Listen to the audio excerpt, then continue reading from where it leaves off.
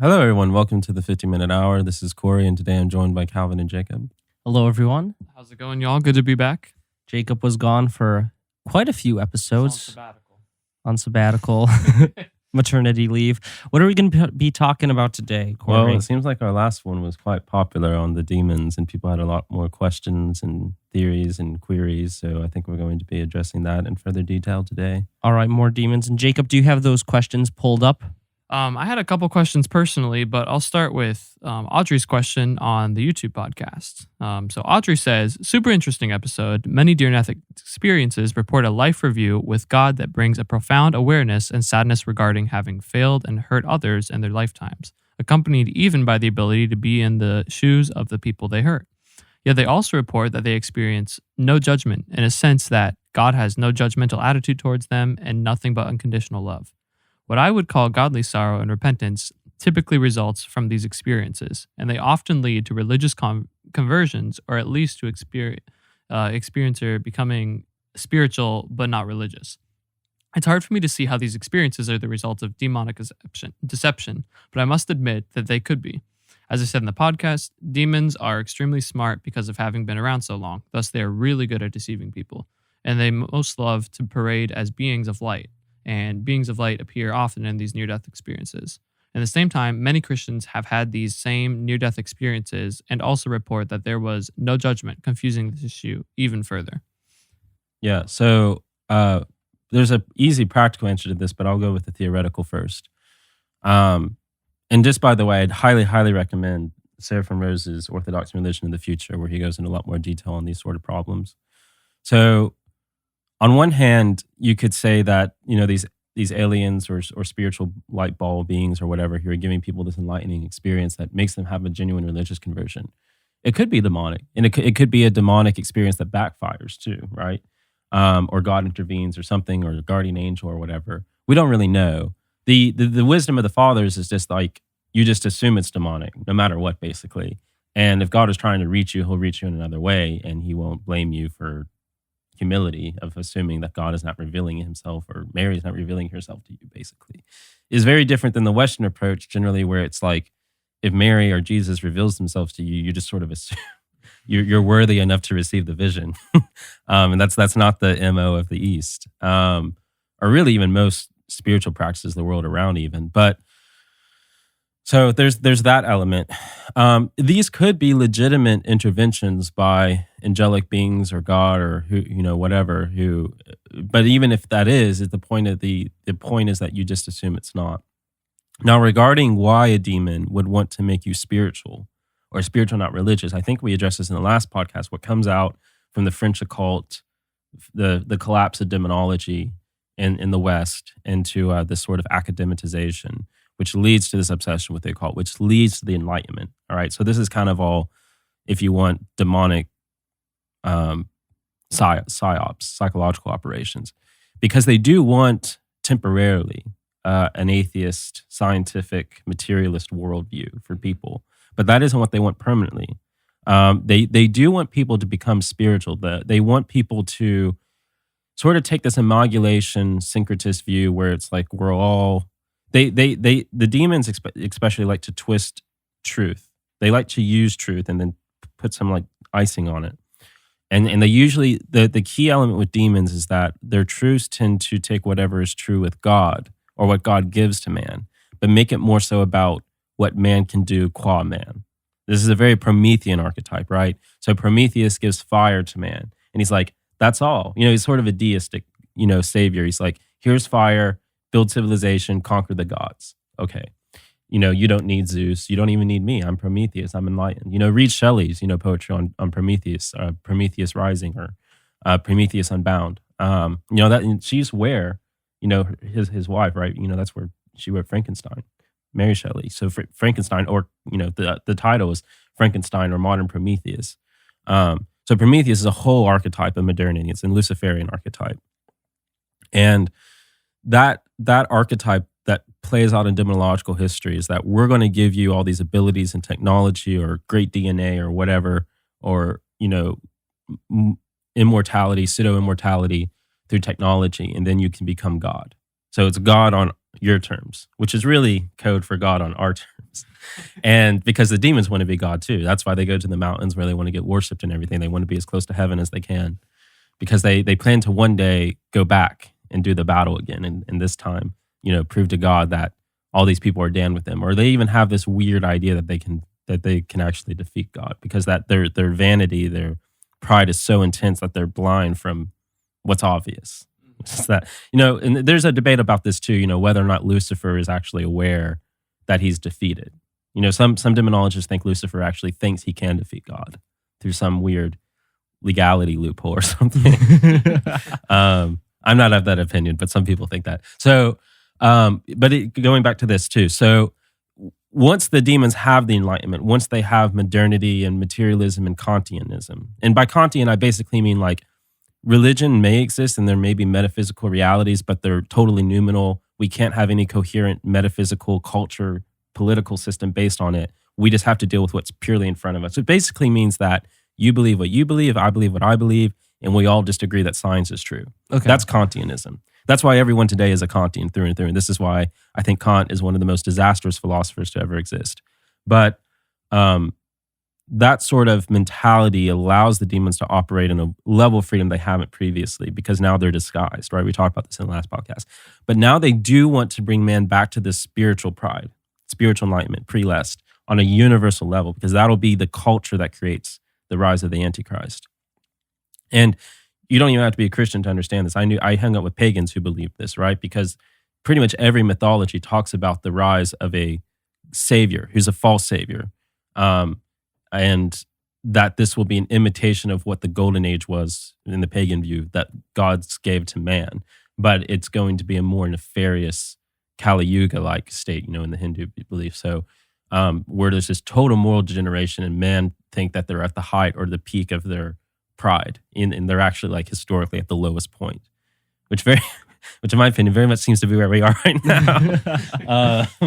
But basically, we're just swallowing pigs and manure, but we think we're like angelic beings spiritually, okay. And so demons need that spiritual pride. So they need to reintroduce this, nature abhors a vacuum. So as soon as you bring about this void of spirituality, something will fill it in.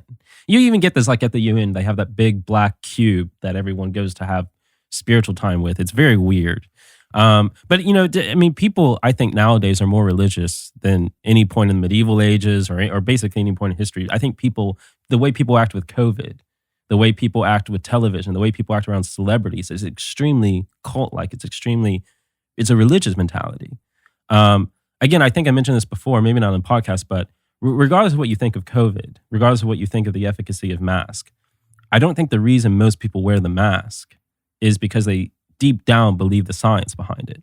They do it because it's a sort of religious, tribal protection. It's like when you put on a mask, and basically this is a universal psychological, spiritual principle you see, is that when you put on a mask, you become protected by that god, by that animal, by that totem. It's a totemic protection. And people, whether or not they think that, still operate that way psychologically. Because, even looking at this from a secular perspective, the reason these things develop in cultures all around the world in religious practice is because they're integrating something deep in our psychology about mask and what it means to put on a mask. So it's not like that suddenly goes away when we stop being religious or become modern Kantian, secularized, enlightened, Western civilization or whatever. That still operates, but it operates, this is the claim, much more dangerously because at least the African, South American, all these pagans were self-aware about it. But when that becomes unconscious, it becomes way more dangerous because it's totally chaotic and it can be manipulated by people who know how to manipulate those things. This is what we're learning in the Freud class, right? That the media or Hollywood types know these things still function and we don't. So that gives them all the more power over us. At least these people who are putting on the mask and understanding it as a religious ritual, they're very conscious of what they're doing. So they're actually more difficult to control in that level. When that becomes unconscious, you're all of a sudden able to be manipulated by people who know what's going on psychologically, psychoanalytically. So that idea of putting on the mask of the COVID mask, again, I don't think most people, I think there are people who legitimately study science and believe scientifically. I mean, even here, science does function in a religious ideology in some degree, but less pronounced. But most people, the people who are just watching the news, it says put on the mask, they put on the mask, whatever. they might say like, if you ask them, why do you do this? Like, well, that's what the science says. It's what the media says. And I trust the government.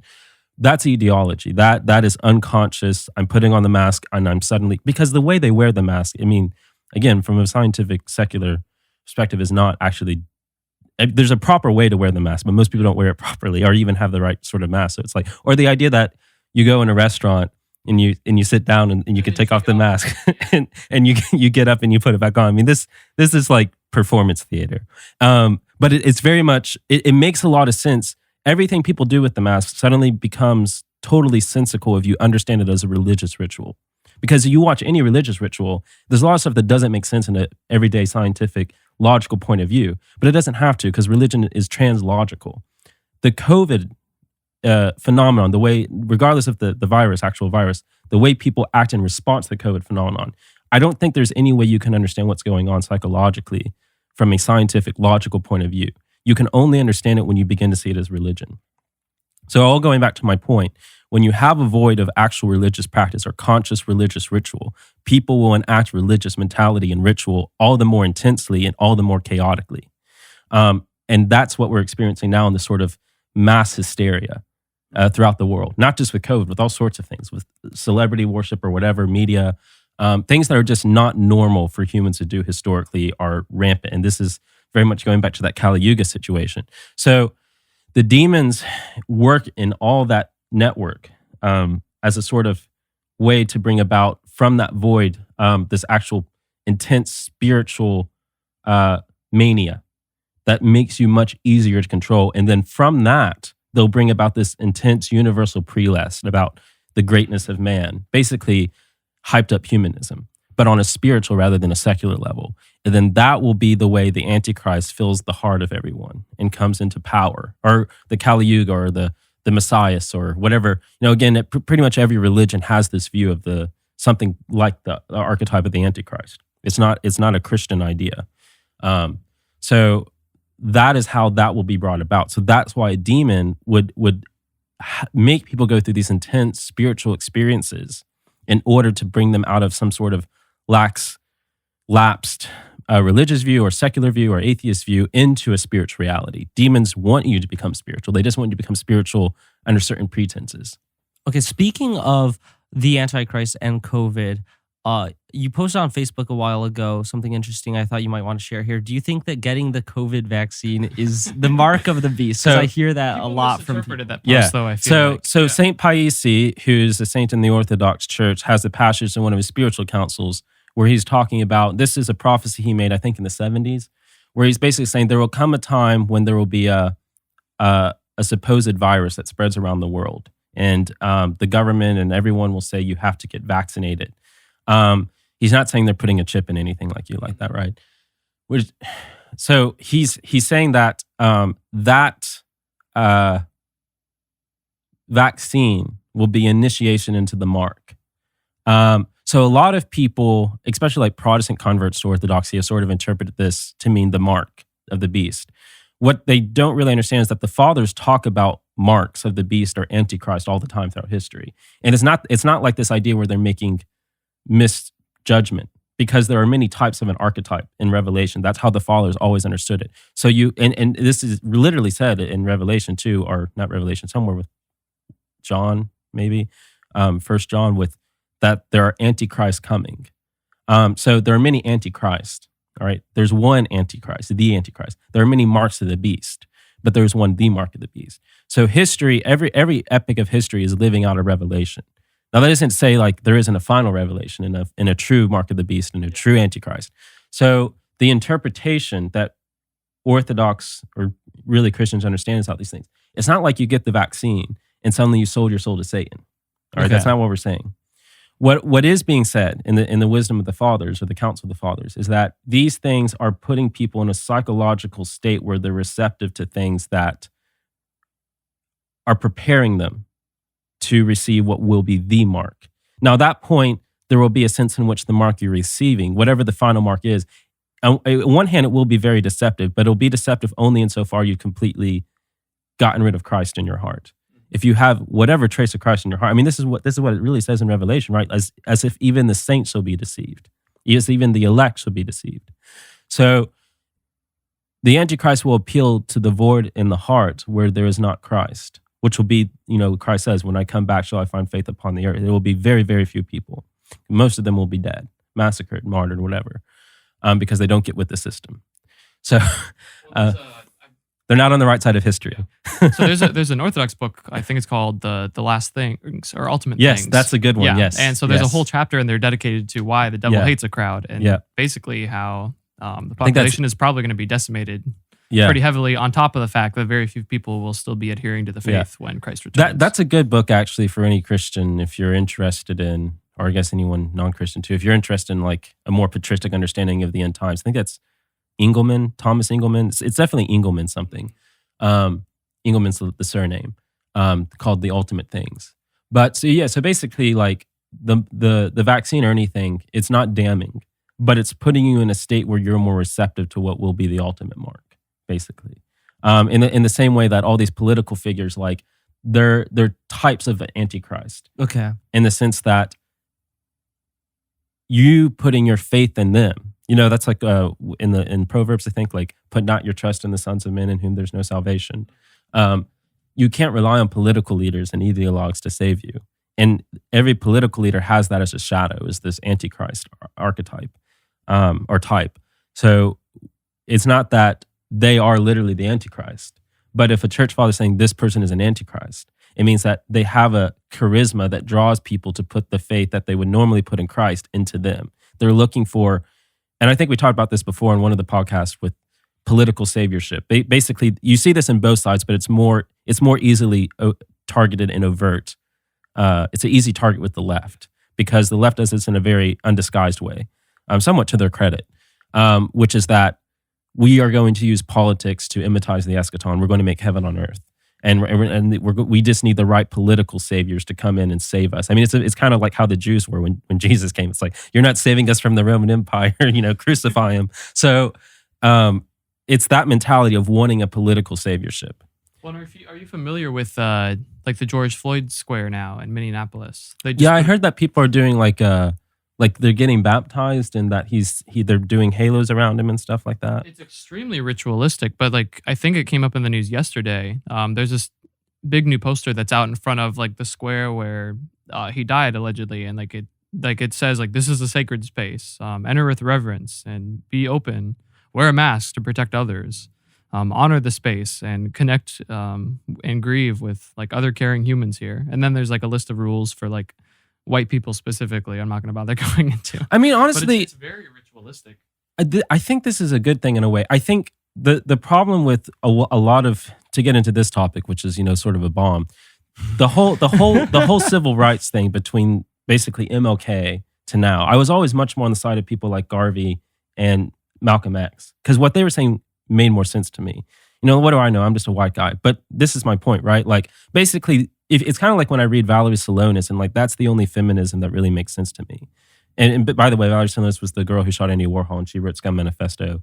You have to kill all men in order for women to be free, because women will always be in this sort of slaved relationship to men.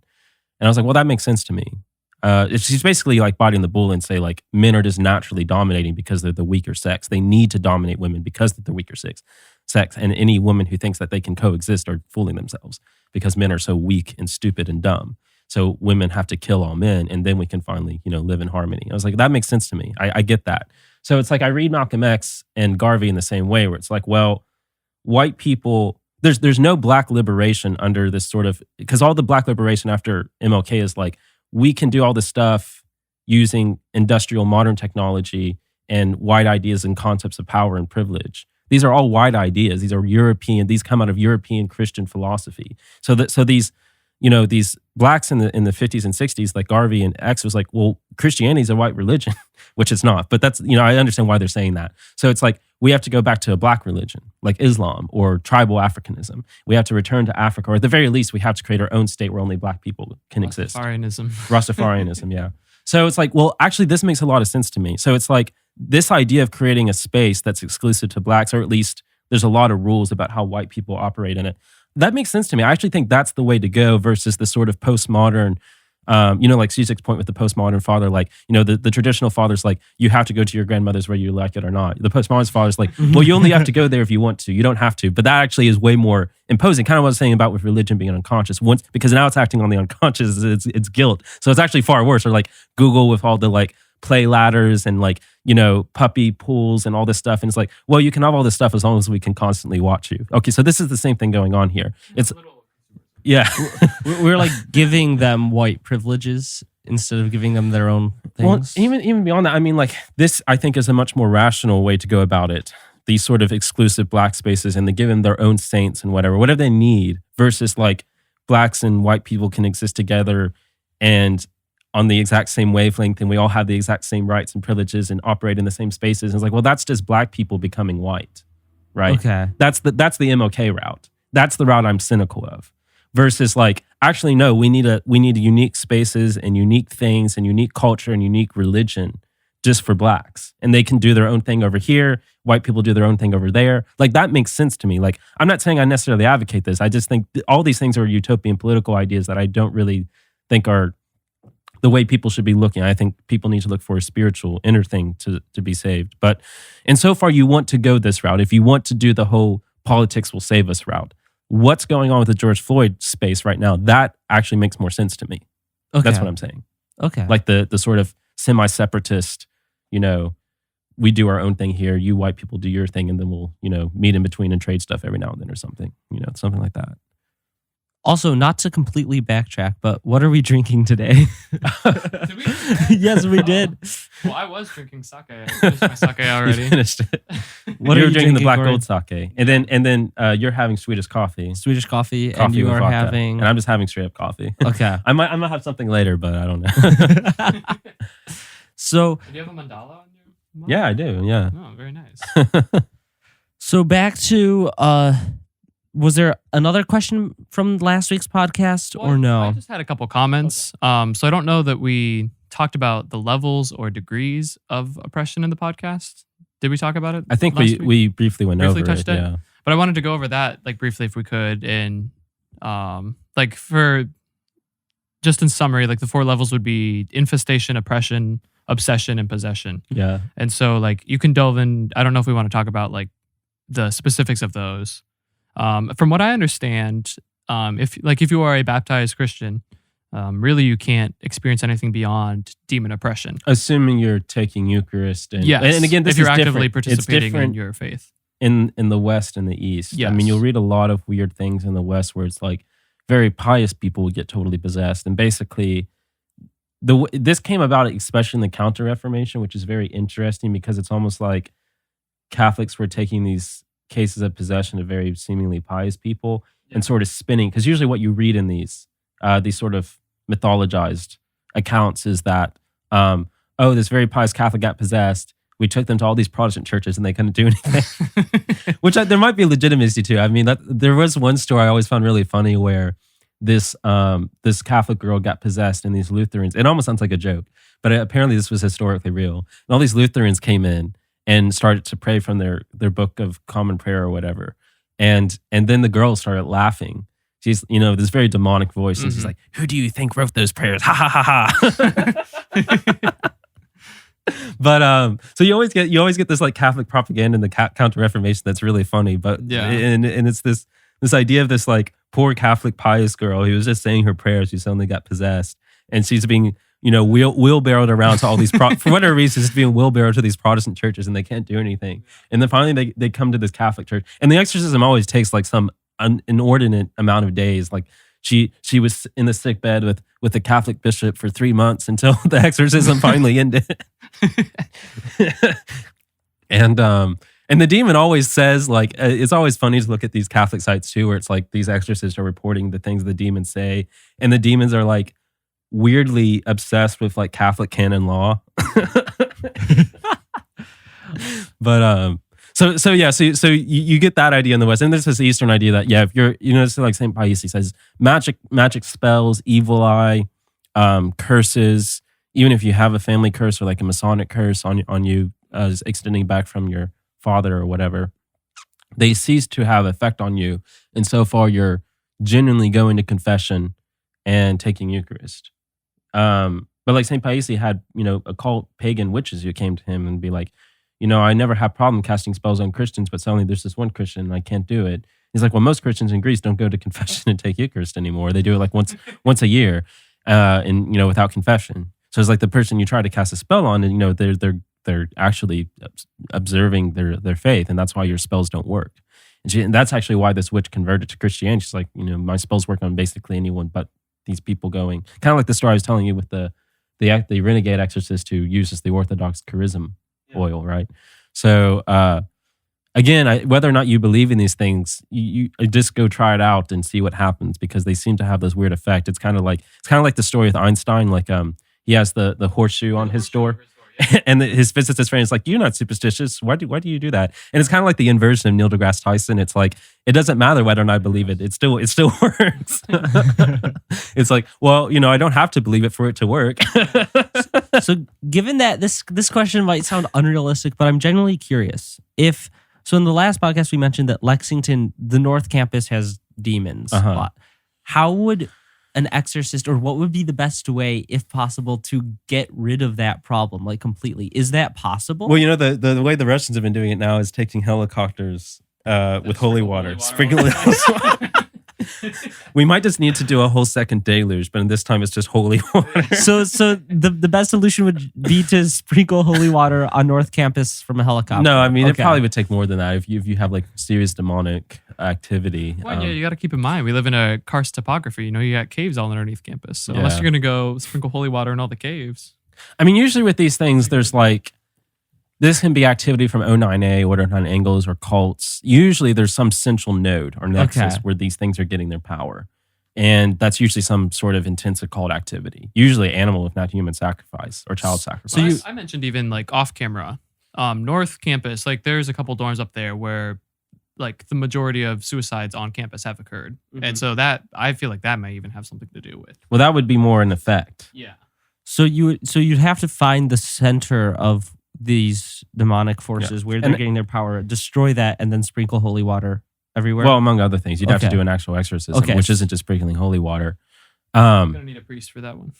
So it would be a big ordeal. It would be a big ordeal. Yeah, Mexico has done these sort of gang exorcisms where they get a bunch of priests and bishops and they do one mass exorcism in an entire city. Okay. And that's a thing. That's happened historically. It's just for whatever reason, Mexico is the only one that really does it anymore. The only ones who take this stuff seriously, I guess. But like there has to be some really intense occult activity going on to get that level of citywide obsession. And again, it's not just like people, being degenerate, having a bunch of weird sex. You need something really intense, like bloodletting, idol worship, human sacrifice, child sacrifice, animal sacrifice. You need some real energy going on there. Some real knee-deep demonic You've mentioned bait. Off the podcast, you mentioned that the hotel at Center Point. The hotel, but I know of cults in Lexington. Like there's a vampire cult. I don't know if they're still around. Really? It's not O9A, it's some other one. I had a friend, actually the friend who would see a lot of shadow people. And she was actually kidnapped by one of them. And she told me she was going to be sacrificed or something. And she fell in love, or one of the vampires fell in love with her. They ran away to Louisville. She found out he was a pedophile, and then she came back to Lexington. So she went on this whole odyssey. I've heard of these. Like I know they're around. I don't know exactly, what they're doing. They don't seem like just a bunch of emo kids fooling around though. Okay, they know their stuff. They seem to be a bit more serious. Maybe that's what happened to the TikTok guy. The TikTok guy that disappeared. He got carried away by a romance by some. That would make a good movie. That would make a good movie. Yeah. It could be an Adam Sandler movie. It'd be a really good Adam Sandler. Now in theaters, Adam Sandler gets whisked away by a vampirist woman. So there are actual cults of in Lexington that... Not personally, but I've come into several stories of these things. There's a lot of occult people in Lexington. They'll tell you stuff if you talk to them, especially if you seem like someone who knows about the occult. They'll drop things here and there. And I've come across these multiple times from multiple people. So I don't think it's just a bunch of people making up the same story. Yeah. Are there places you'd recommend staying away from then? Where these people... Usually vampire cults tend to go into wilderness or like abandoned buildings. Okay. There's a shrine at the Asbury Trails There's a shrine? Shrine of what? Vampire? What do you mean? It's not used very actively, and they've kind of tried to dismantle it. But outside of the Luce Center at their cross-country trails, there was at this time this little shrine that had been created by like pagans or whatever that had runes and whatnot on it. And What kind of runes? I think they were more like Norse? Norse runes. Yeah. Yeah, that stuff actually has power in it. Yeah, but they would go there usually on like Halloween or whatever. And so like you were always told like stay away from the trails at night, especially don't go there if it's near like Halloween or whatever, because that's when they would have gatherings out there and they would all do like their rituals or whatever. But yeah, that's where we played airsoft. So fun fact about the trails there. Huh, so as long as you're staying away from wilderness and abandoned buildings at night, you should be fine. Right? I don't know. Okay. I mean, who knows? We're not experts on this. Well, now I'm kind of scared of if these they vampires. need to kidnap someone, I mean, this was a while ago. This was Okay. like 10 years ago. I don't know if they're still around or not. But my point is like, I mean, there's definitely a lot of occult stuff that Okay. goes up. That's like blue collar occult. There's a lot of white collar elite occult stuff that goes on in Lexington. And I think we've talked about this in previous podcasts, but I imagine the demonic activity is probably actually much more white collar. Okay, would that be like the celebrities at the hotel? Yeah, among Okay. other things. Yeah. Okay. So I didn't realize the runes still had Yes. power. the Like I know Odinic runes. we've talked about voodoo. I don't know. Have we talked Yeah. about voodoo on the podcast yet? I'm not sure, but voodoo and the Odinic runes are one of the more dangerous magics that are still around because those watcher angels were not actually at any point disposed of by early saints. So those watcher angels, which basically say Odin, is still around. And that those runes still have their magic because of that. Because the magic of things like runes or like a voodoo doll or whatever, the sort of Hollywood stereotypes, those gain their power because that demon is still in the world. That Grigori. So you mentioned that the demon of voodoo or the fallen angel was on Mount Kilimanjaro, Yes. correct? Okay. And Odin is, I guess, somewhere in Scandinavia. I actually don't know where Odin exists. I just know I've been told by people that I trust and involved in this. And then also like you can read stories of the fathers and saints disposing specific demons. And I don't come across anything about like you get the fairy queen or whatever in Ireland. Yeah, the Book of Kells, I think, records that like a lot of people like joke about, St. Patrick, you got rid of all the snakes in Ireland. Yeah. But what it's referring to is like he literally killed the Watcher. Grigori angel. And a lot of the fathers did this. They killed Grigori angels, the watchers, the 300 watchers from the Book of Did Enoch. they like actually kill them or like Well, they cast them to Tartarus, cast them or? into Tartarus. Yeah. Okay, I didn't because a lot of times you see, especially in biblical scenarios, demons are just cast into the wilderness, and like even the early apostles, Yeah. cast them into the wilderness. So that's like another thing. The I think wilderness is people- like the outer darkness. People forget that demons aren't just actively traveling back and forth between like hell or Hades, whatever you want to call it. Yeah, they're in the actually world. here. Like they're Yeah. trapped here with Yeah, us. they're and trapped here with us, Yeah, yeah. but they're stuck in the same world as us. And so Um, that's like I think one of the biggest misconceptions you see in like Hollywood. Is, Yes. I Well, think in The Conjuring they even like, it goes both ways. There are demons in Hades, and then there are demons trapped here, and there's like all these astral levels where they're trapped, and it gets complicated. But it's definitely not that. There's just like all these demons in hell, and they suddenly have like moments of grasping where they come into our world, right? It's not like that. You mentioned the Hollywood aesthetic of like voodoo dolls. Is a real voodoo doll? Yeah, different? voodoo dolls Have are real. I just mean like Okay. this is the image most Okay. people. Have you ever like seen a real voodoo I've doll? actually been affected by voodoo. Corey had a voodoo doll. Wait, what? So actually, the same girl I was telling, she's been calling up a lot. The same girl who got kidnapped by the vampires and could see shadow people everywhere. I didn't think of it at the time as a voodoo doll, Okay. but she cut my hair for me. She wanted to be a hairstylist. That's actually what she went to school for. And so I let her cut my hair. okay. And she's like, "Can I save the hair?" And I was like, "Sure." And then she gave me a gift that was a doll that was supposed to look like me. It didn't really. But she made it. She stuffed it with my hair. And she told me that. And at the time, I was like, "Cool, that's a neat gift idea. That's like one of the more thoughtful gifts I've ever got." And so I kept that for like a decade. And then my exorcist friend, this is how he comes back. The one who does the renegade yeah, in New exorcisms, York. who got rid of all my skulls, which I'm still annoyed about. But this is the one thing he actually did that was probably good. He started this fire in the backyard, and he's like, "That doll there, what's in it?" Because I'm getting bad vibes from it. And I said, that's a voodoo. I didn't say it's a voodoo doll, but I said that's a doll made out of my hair. He's like, "That's a voodoo doll. It's a bad voodoo doll, but we need to get rid of it." Now, what's so funny about him is like, there's a very specific way you're supposed to get rid of a voodoo doll. It's not just throwing it into a fire for obvious reasons. And but he was like, "It doesn't really look like you. It won't do anything." So he just throws it into the fire. And then we get really hungry. So we go to Kroger. And like in the middle of Kroger, the best way I could describe this, I didn't even think about it at the time. Like I didn't even expect like, oh yeah, he threw a voodoo doll of me in the fire. I should feel something. Like that wasn't even going through my mind. I guess you could say it was unconscious, right? Yeah. So I was going through Kroger, and if you've ever had a come up on like acid, or like even cocaine, something like this very intense, and then it felt like my arms were like going backwards against my will, like a really aching stretch, and I was like, I feel really weird and sick. And he's like, oh, right, I forgot. And then he made me pull down my shirt, and he took holy water, which he just carries with him. And he did this cross on my chest. And like everyone in Kroger was just like, what in the world is going on? This is like scenes you would only see in Kentucky. And he's like, okay, you should be fine now. And I was fine. I was fine after that. But it was a very weird feeling. I was just like, today I don't know if this was actually... It's something I've never felt before, and like the most similar thing is what I said, but it was strange. So, yeah, it's a weird coincidence if it is a coincidence that he threw your voodoo doll. Or it's like psychological suggestion, but it was very strong psychological. And I'm not usually someone who's very susceptible, hypnotic or suggestive, so it's very weird. Yeah, would that exorcist friend ever be able to come on the podcast? Maybe, yeah. He lives in New York at the moment. Well, we could do some sort of Skype call with him. Possibly, yeah. He sounds very interesting. His name's James. James, all right. Or James the Just. He also has a nickname in the occult community called the Paladin. And I asked him how he got that name, and he said, well, when he astral projects, he can bring his actual body into the astral realm. And he said that's something that very few people can do. So wow. I don't know if that's true. So where does he go? Yeah, where does he go in the material world if the astral projection takes his body? I don't know. I don't understand that level. Can we teleport that way? That'd be a pretty good life hack right there. You'd have to ask him. Okay, we need him on the podcast.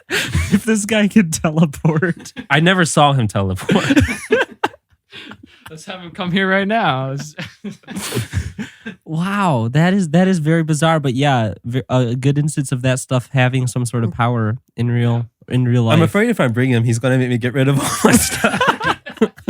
He's like, that Cali poster has to go.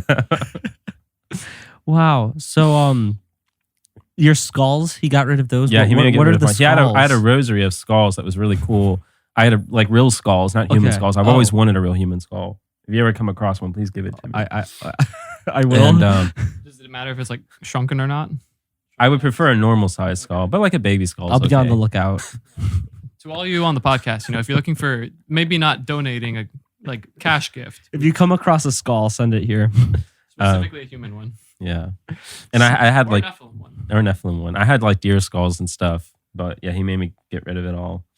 What would be the concern about a deer skull? I don't know. I guess the idea that it was used, because I didn't know. I got it from someone, but I didn't know if it was like used in the occult ritual or anything. But the guy I got it from was like some very like normie, like what's that big evangelical church in town?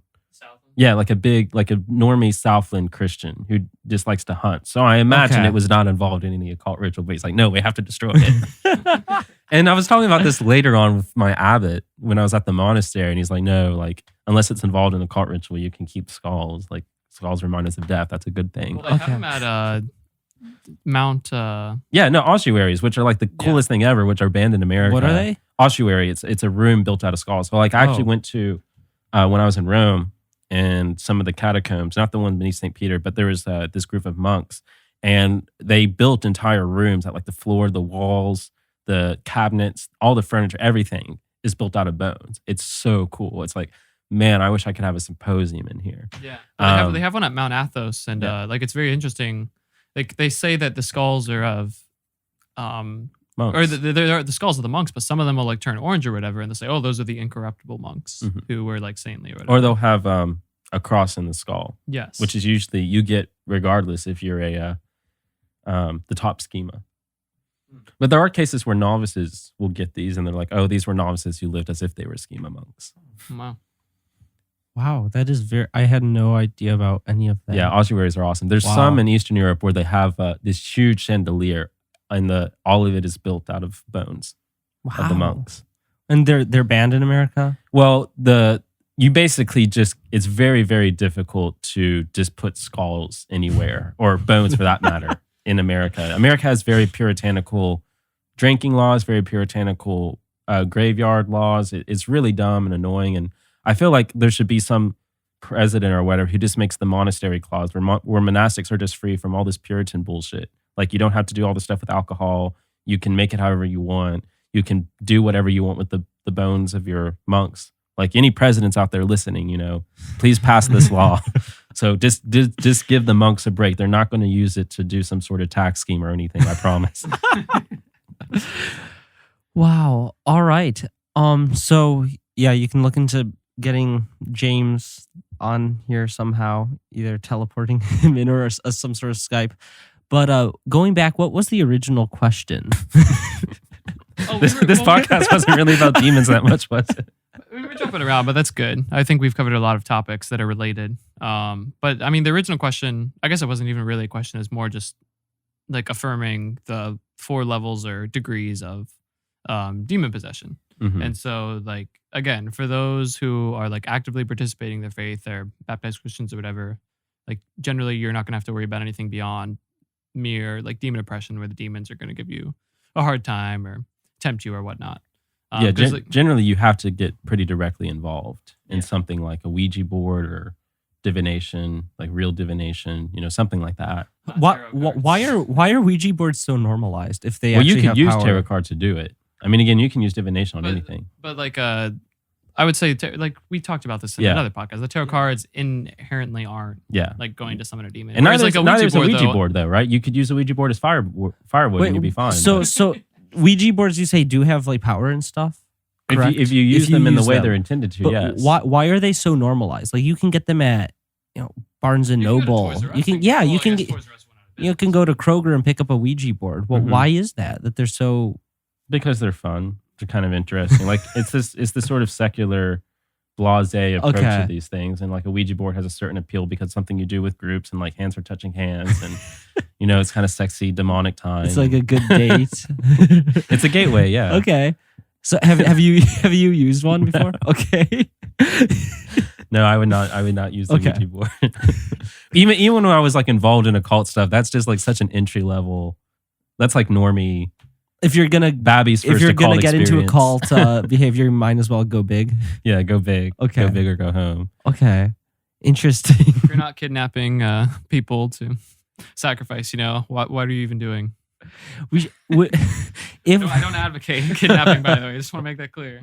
Is this girl that you mentioned who made a voodoo doll of you? She got kidnapped by vampires. I don't know what happened to her. I don't know where she is. You don't know where she is? She fell off the map. I haven't heard of her. Was she in Kentucky? She was. She went to high school with me. Okay, so she's someone you knew from high school, and you don't know where she went.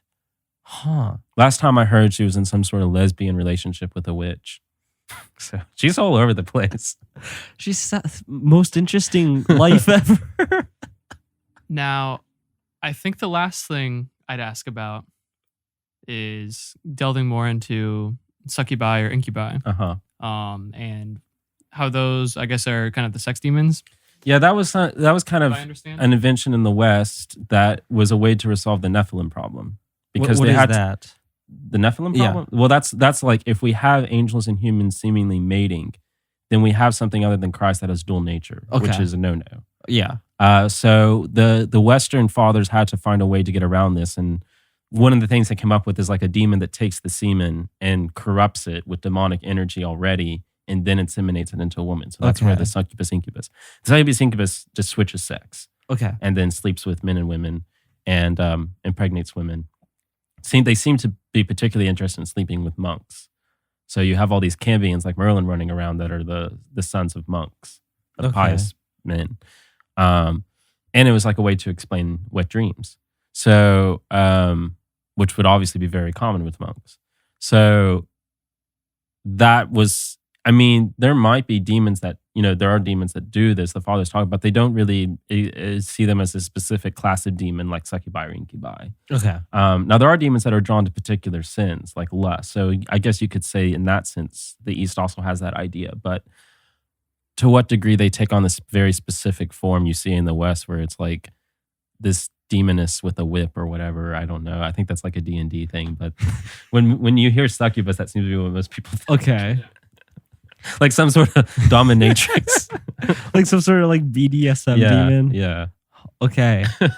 Do you see those, Jacob? Is that what you're asking? Demons? Yeah. You know, you go on YouTube and what's the name of Dead Mouse, I think? No, like I meant when you mentioned that question, are you saying that you saw that demon? I don't see succubi. I don't know anyone that does. I was just kind of wondering about that. Yeah. I will say if you go onto, I don't really go here, but it's interesting to peruse. X Paranormal board on 4chan. There's always at least like 3 or more threads of people trying to summon succubi. People will talk about the succubi they've summoned that they're slaves to. I don't know if they're just role playing or like they're knee deep in schizophrenic delusion or what.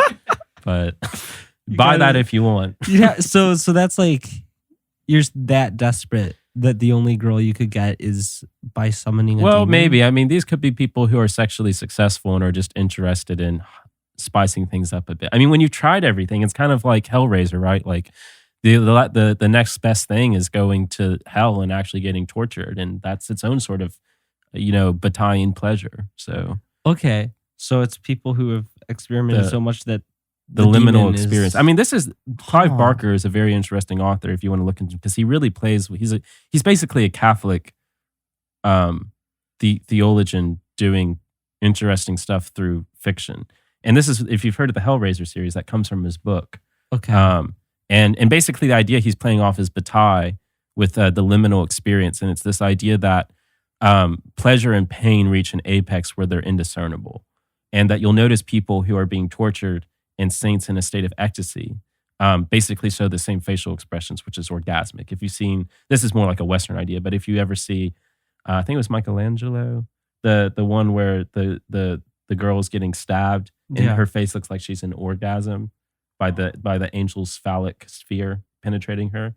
Or Saint Sebastian, the Western art you see of Saint Sebastian, who is an Orthodox saint, but the art of him in the West portrays him as a very erotic. He's sort of become like a gay icon because he's like this very erotic. He has all these like phallic broken arrows in him and his abdomen, and he's like, so it's like this very sexual, which there is a truth to. I mean, you can read Saint Timothy the New, and there is a truth to the total ecstatic saint of someone enraptured to God. And the sexual state is very similar. I mean, this is why Song of Songs is there. But the West sort of made this too exoteric and widely available in their art in a way that was kind of corrupting. And so what Clive Barker is playing with that in this respect is that there's a level of hedonism where you've really tried everything. And so there's these Cenobitic monks that live in hell that are just ascetic hedonists that have done everything there is to do. So now they try to experience the heightmost of pain, and they initiate good hedonists on earth who've tried everything into hell, and this torture them in all these terrible ways to introduce them to a new state of rapture. Could those people get out of hell, or are they? Well, presumably they're stuck in. I mean, you'd have to watch the film or read the book, but there's a relic they have that initiates people into hell, and then they need a sacrifice of a soul to get that person out of hell, and it's a whole demonic economy. But I mean, in many ways, it's a very accurate book if you read between the lines. Okay. But not word for word accurate or anything. Yeah. All right. So there's 3 succubi threads on X right now. So you want to read one or no? Well, I don't know that we should really go into it. I will say they have quite a few links. So if you're interested, you can go to fasuck.wordpress.com, and then it goes through the pros and cons. The pros and cons. Read part of one. You want to know what people are saying? I've never heard one of these. What are succubi? Female spirits of sexual desire who often choose human mates.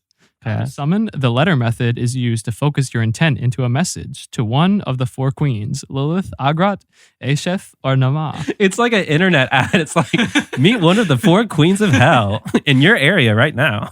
Get laid in 5 minutes with this one. Single demons near you.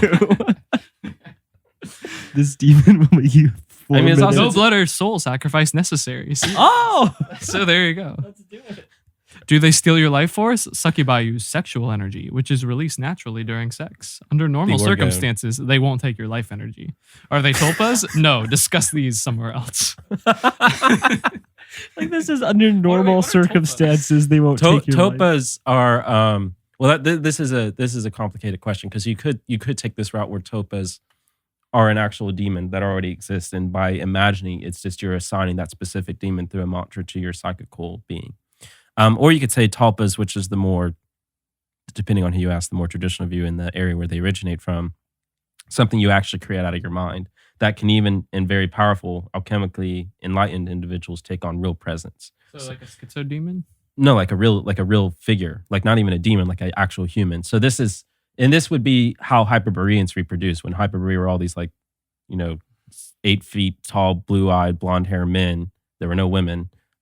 They just came together and talked about philosophy, and they philosophized so hard that they birthed tulpas. And these tulpas were literal idea manifestations, like a Russian novel, just walking around, That's where the Giga Chad comes from, right? No, I mean, you could see memes as an attempt at reincarnation of tulpas in a way. And that these Chad figures are actually becoming imitized in the world through memes. So there's a lot of ways you can take what a tulpa is. All right. But that the Christian way would be like it's a meditation using a mantra that summons a demon that you think is a creation of something from you. Okay. Well, that is the end of the 50 minutes. Do you have any closing remarks that you want to? Yeah, don't get a Ouija board. Don't summon succubi. Just don't. Don't take the risk. Don't take. Stay the away risk. from the vampire cults. Yeah. All right. We'll see you next time. In a couple episodes, I don't know when we're going to get the second camera back. Yeah, we will get it soon. And then we're going to have some more interviews with people who have experienced demon stuff. Yeah, so we'll have probably some episode, maybe not directly after this, talking more on the spiritual, but I think we're going to delve into geography a little bit, my specialty, and maybe discuss the flat earth. So, And eventually fantasy football, my specialty. Esoteric fantasy football. All right, we'll see you next time. Goodbye.